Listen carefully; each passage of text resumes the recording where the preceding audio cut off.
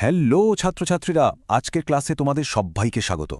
আজ আমরা নয়নতারা সহগলের লেখা দ্য পাসিং অ্যাওয়ে অফ বাপু তোমাদের পাঠ্য বইয়ের এই ভীষণ আবেগঘন অধ্যায়টা নিয়ে খুব সহজ করে আলোচনা করব।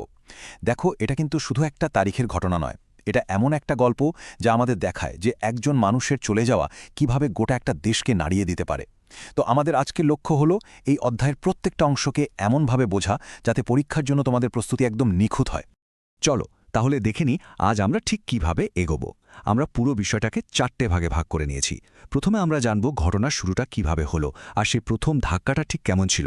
এরপর আমরা দেখব গান্ধীজির শেষ যাত্রার সেই আবেগঘন মুহূর্তগুলো। 3 নম্বর ভাগে আমরা বুঝব ঘটনার পরে লেখিকা এবং বাকি দেশবাসীর কি উপলব্ধি হয়েছিল। আর একদম শেষে আমরা বাপুর রেখে যাওয়া উত্তরাধিকার নিয়ে কথা বলবো। এইভাবে ধাপে ধাপে এগোলে দেখবে পুরো গল্পটা তোমাদের কাছে একদম জলের মতো পরিষ্কার হয়ে গেছে। বেশ, তাহলে চলো শুরু করা যাক আমাদের প্রথম পর্ব। এই অংশে আমরা সরাসরি গল্পের শুরুতে চলে যাব। আমরা জানব এই গল্পের লেখিকা নয়নতারা সহেগালকে, আর তার চোখ দিয়েই আমরা অনুভব করার চেষ্টা করব সেই ভয়ঙ্কর মুহূর্তটা যখন তিনি প্রথম গান্ধীজির মৃত্যুর খবরটা পেয়েছিলেন। মানে তার ব্যক্তিগত অনুভূতি দিয়েই আমরা গোটা দেশের দুঃখটাকে বোঝার চেষ্টা শুরু করব। যে কোনো লেখা পড়ার আগে, বিশেষ করে সেটা যদি স্মৃতি কথা হয়, তাহলে লেখকের পরিচয় জানাটা কিন্তু খুব জরুরি। এই যে দেখছ লেখিকা নয়নতারা সহেগল, তিনি ভারতের প্রথম সারির মহিলা লেখকদের একজন, যিনি ইংরেজিতে লিখতেন। আর সবথেকে গুরুত্বপূর্ণ বিষয় হল এই লেখাটা তার নিজের জীবনের স্মৃতি নিয়ে লেখা বই প্রিজন অ্যান্ড চকলেট কেক থেকে নেওয়া হয়েছে। এর মানে কি দাঁড়ালো? এর মানে হল আমরা কোনো ঐতিহাসিকের লেখা পড়ছি না, আমরা এমন একজনের কথা পড়ছি যিনি নিজে সেখানে উপস্থিত ছিলেন। তাই এখানে আমরা শুধু তথ্য নয়, তার ব্যক্তিগত অনুভূতি আর শোকের এক জীবন্ত ছবি দেখতে পাব। এই লাইনটা একবার দেখো, লেখিকা আমাদের সরাসরি সেই দিনের সন্ধ্যায় নিয়ে যাচ্ছেন। তিনি চা খাচ্ছিলেন, মানে একটা একদম সাধারণ রোজকার মুহূর্ত। আর ঠিক তখনই একটা ফোন কল সব কিছু ওলটপালট করে দিল। গান্ধীজিকে গুলি করা হয়েছিল। আমি ধাক্কায় অসাড় হয়ে গিয়েছিলাম। এই অসাড় বা নাম শব্দটা খেয়াল করো। এটা শুধু দুঃখ পাওয়া নয়, এটা এমন একটা ধাক্কা যখন আমাদের মস্তিষ্ক, আমাদের অনুভূতি কিচ্ছু কাজ করে না, একদম পাথর হয়ে যাওয়ার মতো। এই একটা লাইন দিয়েই লেখিকা আমাদের সেই ভয়ঙ্কর শোকের অংশীদার করে তুললেন। তো খবরটা পাওয়ার পর কি হলো? লেখিকা এখানে কিছু অসাধারণ উপমা ব্যবহার করেছেন। যেমন খবরটা ছড়িয়ে পড়ল বাতাসে ওড়া আগুনের শিখার মতো। ভাবো, একটা শুকনো বনে যেমন দাবানল ছড়িয়ে পড়ে, ঠিক ততটাই দ্রুত এই ভয়ঙ্কর খবরটা দিল্লির অলিতে গলিতে পৌঁছে গেল। আর মানুষের প্রতিক্রিয়া? সেখানে ছিল এক অস্বাভাবিক নীরবতা। এটা কিন্তু সাধারণ চুপ থাকা নয়, এটা হলো সেই ভয়ঙ্কর স্তব্ধতা যা একটা বিরাট আঘাত পাওয়ার পরে আসে। মানুষ এতটাই হতবাক হয়ে গিয়েছিল যে তাদের মুখ থেকে কোনো শব্দ বেরোচ্ছিল না। এই স্লাইডটা দেখো, এখানে মানুষের আবেগের পরিবর্তনটা খুব সুন্দর করে 4টি ধাপে দেখানো হয়েছে। প্রথমে কি হলো? হতবাক, নীরবতা। খবরটা শুনে সবাই যেন জমে পাথর হয়ে গেল। তারপর সেই নীরবতা ভেঙে গেল উদ্দাম কান্না আর চিৎকারে। সবাই তখন মরিয়া হয়ে উঠেছিল। তৃতীয় ধাপে তারা ভেতরে ঢোকার জন্য হুড়োহুড়ি শুরু করে দিল, বাপুকে শুধু একবার শেষ দেখার জন্য। আর সবশেষে যখন ঘোষণা করা হলো যে সবাইকে বাপুকে দেখার সুযোগ দেওয়া হবে, তখন জনতা কিছুটা শান্ত হল। এই 4টি ধাপ আসলে মানুষের শোক প্রকাশের মনস্তত্ত্বকেই তুলে ধরে। তোমাদের বইয়ের ওয়ার্ডনেস্টে এই শব্দটা আছে, ক্ল্যামর্ড। এর সহজ মানে হল গোলমাল করে বা চিৎকার করে কিছু দাবি করা। আগের স্লাইডে আমরা যে দ্বিতীয় ধাপের কথা বললাম, যেখানে জনতা চিৎকার কান্না করছিল, সেটাই হলো ক্ল্যামরিং। তারা কিন্তু শান্তভাবে অনুরোধ করছিল না, তারা মরিয়া হয়ে উঠেছিল। তাদের একটাই দাবি ছিল, আমাদের বাপুকে একবার দেখতে দাও। এই একটা শব্দই জনতার সেই আকুলতাকে প্রকাশ করে।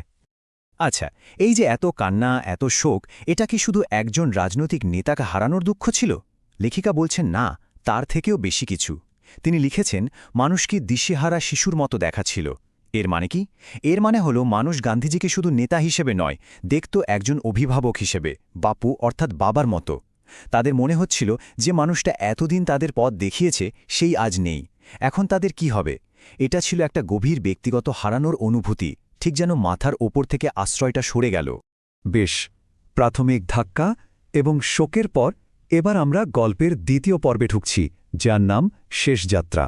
এই অংশে আমরা দেখব গান্ধীজির অন্ত্যেষ্টিক্রিয়ার সেই বিশাল শোভাযাত্রার দৃশ্য। লক্ষ লক্ষ মানুষ সেদিন তাদের প্রিয় নেতাকে শেষ বিদায় জানাতে রাস্তায় নেমে এসেছিল। চলো সেই দৃশ্যটা কল্পনা করার চেষ্টা করি। এ কথাটা বলেছিলেন সরোজিনী নাইডুর মেয়ে পদ্মাসী, কিন্তু লেখিকা বলছেন এটা যেন শুধু তার একার কথা ছিল না, এটা ছিল সেখানে উপস্থিত প্রত্যেকটা মানুষের মনের কথা। আমরা হাঁটব, এই শেষবার আমরা বাপুর সঙ্গে হাঁটব। কথাটা শুনতে খুব সাধারণ, তাই না? কিন্তু এর ভেতরের আবেগটা অনেক গভীর। এখানে হাঁটা মানে শুধু পায়ে চলা নয়, এটা ছিল বাপুর প্রতি সম্মান, তার শেষ যাত্রার সঙ্গী হওয়া আর তার সঙ্গে কাটানো শেষ মুহূর্তগুলোর অংশ হয়ে থাকার একটা প্রতীক। একবার কল্পনা করার চেষ্টা করো দৃশ্যটা, একটা খোলা ট্রাক, ফুলে ফুলে ঢাকা, আর তার ওপর শুয়ে আছেন বাপু, আর সেই ট্রাককে ঘিরে লক্ষ লক্ষ শোকাহত মানুষের ভিড়। লেখিকা বলছেন, ভিড় এতটাই ঘন ছিল যে এক পা এগোনো প্রায় অসম্ভব হয়ে পড়েছিল। মানুষ কাঁদছে, একবার তার পা ছোঁয়ার জন্য আকুতি করছে। এটা ছিল একটা গোটা দেশের সম্মিলিত শোকের এক জীবন্ত, হৃদয় বিদারক ছবি। ঠিক সেই মুহূর্তে লেখিকা একটা গভীর জিনিস উপলব্ধি করলেন। তিনি বুঝলেন এটা শুধু একটা শবযাত্রা নয়, এই লাইনটা খুব গুরুত্বপূর্ণ। এটি ছিল সেই মানুষদের জন্য যাদের কাছে বাপুর সঙ্গে হাঁটার একটা বিশেষ অর্থ ছিল। কেন বিশেষ অর্থ ছিল? কারণ ভারতের স্বাধীনতার সংগ্রামে বাপু তো বহুবার হেঁটেছেন, যেমন ডান্ডি মার্চ, আর দেশের সাধারণ মানুষও তার ডাকে সাড়া দিয়ে তার সঙ্গে হেঁটেছে। তাই এই শেষ হাঁটাটা ছিল সেই সব পুরনো যাত্রার স্মৃতিচারণ, তাদের নেতার সাথে ভারতের ইতিহাসের পথ ধরে হেঁটে যাওয়ার এক প্রতীকী শেষ অধ্যায়। আর এখানেই আমরা বাপুর দর্শনের একটা মূল বিষয় খুঁজে পাই। গান্ধীজির মহত্ব ছিল এটাই যে তিনি হাঁটার মতো একটা সাধারণ কাজকে এক অসাধারণ শক্তিতে পরিণত করেছিলেন। তার কাছে হাঁটার মানে শুধু এক জায়গা থেকে অন্য জায়গায় যাওয়া ছিল না, এর মানে ছিল ধীর গতিতে দেশের মাটিকে অনুভব করা, সাধারণ মানুষের কথা শোনা, আর যে কোনো জটিল বিষয় নিয়ে পরিষ্কারভাবে চিন্তা করা। তিনি এই সাধারণ কাজকেই অহিংস আন্দোলনের এক শক্তিশালী হাতিয়ার করে তুলেছিলেন। পরীক্ষার জন্যে এই ইংরেজি শব্দটা মনে রেখো, ক্ল্যারিটি, যার বাংলা অর্থ হল স্বচ্ছতা বা স্পষ্টতা। বাপু মনে করতেন, যখন আমরা হাঁটি তখন চারপাশের কোলাহল থেকে মনটা সরে আসে, শান্ত হয়, আর তখনই আমরা যে কোনো বিষয় নিয়ে পরিষ্কারভাবে, মানে স্বচ্ছভাবে চিন্তা করতে পারি। হাঁটা আমাদের মনে স্বচ্ছতা আনে, এটাই ছিল তার দর্শনের একটা গুরুত্বপূর্ণ অংশ। অন্তিম যাত্রা তো শেষ হল, কিন্তু মানুষের মনের শোক কি তাতে শেষ হল? না। এবার আমরা আমাদের তৃতীয় পর্বে প্রবেশ করছি, পরবর্তী ঘটনা ও উপলব্ধি। এই অংশে আমরা দেখব অন্ত্যেষ্টিক্রিয়ার পরের দিনগুলোতে লেখিকার মনে ঠিক কি চলছিল। বাপুর শারীরিক উপস্থিতি শেষ হওয়ার পর এবার তিনি তার না থাকার আসল অর্থটা বুঝতে শুরু করলেন। এই স্লাইডে আমরা শোকের আরেকটা রূপ দেখতে পাই। বাপুর চিতাভস্ম একটা বিশেষ ট্রেনে করে এলাহাবাদে নিয়ে যাওয়া হচ্ছে গঙ্গায় বিসর্জন দেওয়ার জন্য। কিন্তু এবার ট্রেনের কামরায় কান্নার রোল নেই, বরং মানুষ ভজন গাইছে। এখানে শোকটা আর কান্নার মাধ্যমে প্রকাশ পাচ্ছে না, সেটা একটা আধ্যাত্মিক স্মরণ আর শ্রদ্ধায় পরিণত হয়েছে। মানুষ গান আর ফুলের মাধ্যমে বাপুর আত্মাকে স্মরণ করছে। এখানে আরেকটা সহজ কিন্তু গুরুত্বপূর্ণ শব্দ হল ডেকড। এর মানে হল সাজানো বা সজ্জিত করা। ট্রেনটার কামরা ফুলে ফুলে সাজানো হয়েছিল। এই সাজানোটা কিন্তু শুধু সৌন্দর্যের জন্য ছিল না, এটা ছিল বাপুর প্রতি মানুষের গভীর ভালোবাসা আর শ্রদ্ধার একটা প্রতীক। তারা ওই কামরাটাকে একটা চলন্ত মন্দিরের মতোই পবিত্র করে তুলেছিল। সব অনুষ্ঠান শেষ। দিল্লিতে ফিরে আসার পর লেখিকার আসল শূন্যতাবোধটা শুরু হল। তিনি বলছেন, আমি অথই জলে পড়লাম, মানে দিশেহারা হয়ে পড়লাম। তিনি অনুভব করছেন যে তিনি এতদিন একটা জাদুর বৃত্ত বা ম্যাজিক সার্কেলের মধ্যে সুরক্ষিত ছিলেন। এই জাদুর বৃত্তটা কি? এটা হলো বাপুর আদর্শ, তার স্নেহ, তার দেখানো পথের সুরক্ষা। বাপুর মৃত্যুতে সেই সুরক্ষার বলয়টা যেন হঠাৎ করে ভেঙে গেছে, আর লেখিকা নিজেকে একদম একা এবং অসুরক্ষিত অনুভব করছেন। কিন্তু লেখিকা এই হতাশায় ডুবে থাকেননি। এই স্লাইডটা হলো গল্পের একটা টার্নিং পয়েন্ট। একদিকে তার হতাশা, নিজেকে অথই জলে মনে হচ্ছে, কিন্তু অন্যদিকে তার মনে আশার আলোও জ্বলে উঠছে। তিনি নিজেকেই প্রশ্ন করছেন, বাপু কি তাহলে বৃথায় বেঁচেছিলেন, বৃথায় মারা গেলেন? আর এই প্রশ্নটাই তাকে শক্তি যোগাচ্ছে। তিনি বুঝতে পারছেন যে তার মূল্যবোধ এতটাও দুর্বল নয়। বাপু শারীরিকভাবে হয়তো নেই, কিন্তু তার আদর্শের পতাকাটা তো এখন তাদেরকেই বয়ে নিয়ে যেতে হবে। এভাবেই তিনি নিজের হতাশা থেকে শক্তি খুঁজে পেলেন। তাহলে বাপুর আসল কৃতিত্বটা কী ছিল? শুধু দেশকে স্বাধীনতা দেওয়া? লেখিকা বলছেন তার সবচেয়ে বড় কাজটা ছিল আরও অনেক গভীর।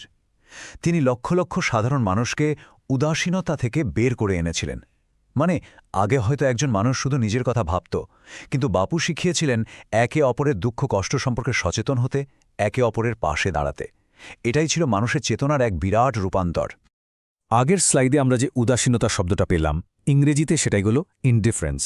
এর মানে অন্যের কষ্ট দেখেও কোনো আগ্রহ না দেখানো, কোনো সহানুভূতি অনুভব না করা। বাপুর সারা জীবনের লড়াইটাই ছিল এই উদাসীনতার বিরুদ্ধে। তিনি চাইতেন ভারতের প্রত্যেকটা মানুষ যেন তার পাশের মানুষটার কষ্টকে নিজের কষ্ট বলে মনে করে। এত শোক, হতাশা আর উপলব্ধির মধ্যে দিয়ে গিয়ে আমরা এখন গল্পের একদম শেষ পর্বে এসে পৌঁছেছি। এর নাম বাপুর চিরস্থায়ী উত্তরাধিকার। এই পর্বটা আমাদের দেখায় যে মৃত্যুর পরেও বাপু কিভাবে আমাদের মধ্যে চিরকাল বেঁচে থাকবেন। এটা একটা খুব ইতিবাচক আর আশার বার্তা দিয়ে অধ্যায়টা শেষ করে। এই শেষ লাইনটাই হল পুরো অধ্যায়ের সারমর্ম। বাপু প্রয়াত হয়েছেন, কিন্তু তার ভারত তার সন্তানদের মধ্যে বেঁচে থাকবে। এর মানে কি? এর মানে হল মহাত্মা গান্ধী নামের মানুষটার হয়তো মৃত্যু হয়েছে, কিন্তু তার আদর্শের, তার স্বপ্নের ভারতের মৃত্যু হয়নি। আর সেই ভারত বেঁচে থাকবে কাদের মধ্যে? আমাদের মতো সাধারণ মানুষের মধ্যে, অর্থাৎ তার সন্তানদের মধ্যে। যতক্ষণ আমরা তার দেখানো সত্য, অহিংসা আর ভালোবাসার পথে চলব, ততক্ষণ বাপু আমাদের মধ্যেই বেঁচে থাকবেন। তাহলে আমরা এই প্রশ্নটা দিয়েই আজকের আলোচনা শেষ করব। তোমরা নিজেরা একবার ভেবে দেখো, তার সন্তানদের মধ্যে ভারতের বেঁচে থাকা, এই কথাটার আসল মানে কি? কিভাবে আমরা আজকের প্রজন্ম বাপুর শেখানো মূল্যবোধগুলোকে আমাদের প্রতিদিনের জীবনে, আমাদের কাজে বাঁচিয়ে রাখতে পারি? এই প্রশ্নের উত্তরের মধ্যেই কিন্তু ভারতের ভবিষ্যৎ লুকিয়ে আছে। আশা করি এই আলোচনাটা তোমাদের অধ্যায়টা বুঝতে অনেক সাহায্য করেছে। ধন্যবাদ।